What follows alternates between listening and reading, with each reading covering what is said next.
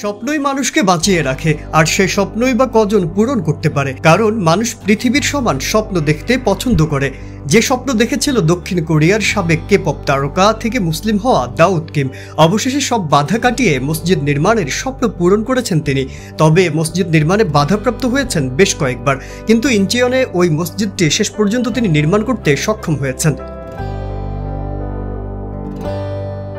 মসজিদ নির্মাণের পর ইনস্টাগ্রামে একটি ভিডিও পোস্ট করেছেন দাউদ কিম। সেখানে তিনি লিখেছেন, আলহামদুলিল্লাহ, অবশেষে আমি এটা সম্পূর্ণ করতে পেরেছি। সবার সহযোগিতায় আল্লাহর ঘর নির্মাণ হয়েছে। আমি জানি যে এটা নিয়ে অনেক মানুষ উদ্বিগ্ন, কিন্তু আমি আমার স্বপ্ন পূরণে কখনো হাল ছাড়িনি। ধন্যবাদ সবাইকে।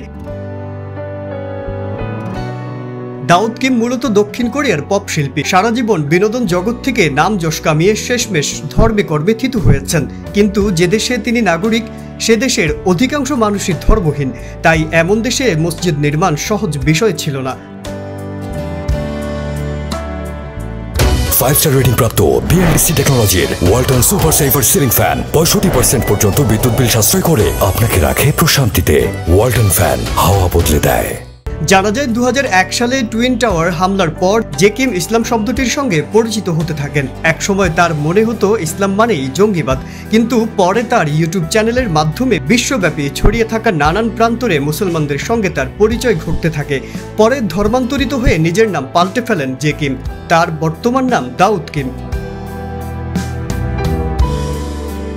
ধীরে ধীরে ইসলাম নিয়ে পড়াশোনা করতে শুরু করেন কিম এবং ইন্দোনেশিয়াতে এক কনসার্ট শেষে ইসলাম গ্রহণ করবার সিদ্ধান্ত নিয়ে ফেলেন। সম্প্রতি এই তারকা মসজিদ নির্মাণকে কেন্দ্র করে বিতর্কের মুখে পড়েছেন। দক্ষিণ কোরিয়ার এই ইউটিউবার এবং সাবেক কে-পপ তারকা একটি মসজিদ নির্মাণের উদ্যোগ নিলে স্থানীয়দের প্রতিরোধের মুখে তা ভেস্তে যায়। 2020 সালে ইসলাম ধর্মে ধর্মান্তরিত হবার পর যে কিমের এটি মসজিদ নির্মাণের দ্বিতীয় প্রচেষ্টা। এবার তিনি সফল হয়েছেন।